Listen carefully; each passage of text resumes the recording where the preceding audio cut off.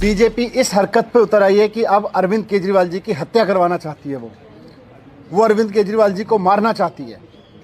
आज पुलिस की मौजूदगी में पुलिस के साथ भारतीय जनता पार्टी के गुंडे मुख्यमंत्री जी अरविंद केजरीवाल जी के घर पे पहुंचाए गए।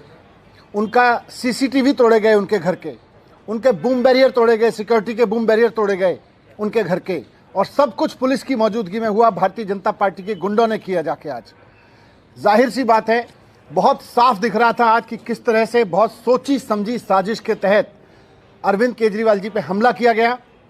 अरविंद केजरीवाल जी को चुनाव में नहीं हरा पा रही है, अरविंद केजरीवाल जी को पीछे नहीं कर पा रही है, तो अब अरविंद केजरीवाल जी को खत्म करना चाहती है भारतीय जनता पार्टी। अरविंद केजरीवाल जी को हत्या करके उनकी खत्म करने की कोशिश कर रही है।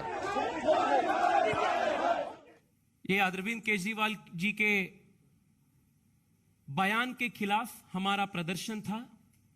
हम चाहते थे कि हम वो वहां जाए, उनसे मिले, और हमारा जो आक्रोश है, देश के सभी युवाओं का जो आक्रोश है, उसको शांतिपूर्ण तरीके से, संवैधानिक रूप से हम प्रकट करना चाहते थे।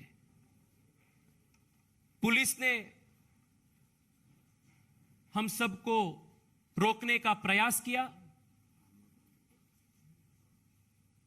वाटर कैनन्स भी युवा मोर्चा की कार्यकर्ताओं के ऊपर उन्होंने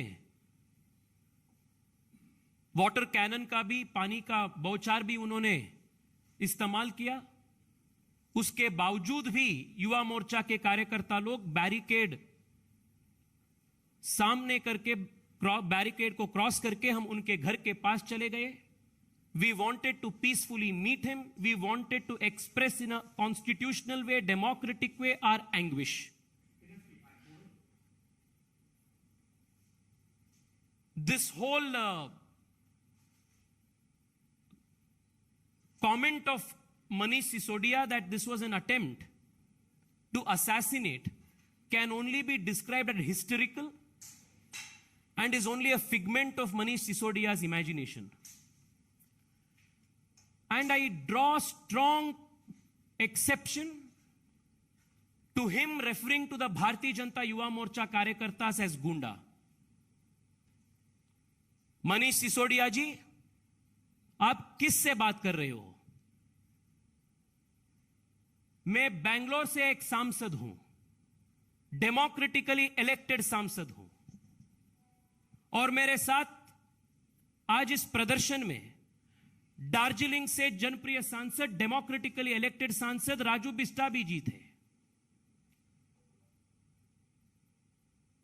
डेमोक्रेटिकली इलेक्टेड एमपीज को आप गुंडे कह रहे हो? Is this your commitment to democracy? और जो भारतीय जनता युवा मोर्चा के कार्यकर्ता दिल्ली के, जो हमारे प्रदेश अध्यक्ष गरीब दलित परिवार से आते हैं, उनके नेतृत्व में हम गए थे, उनको आप गुंडा कह रहे हो आज? ये देश के युवाओं के प्रति अपमान है। And the young of this country will teach you a very, very costly political lesson when you face elections.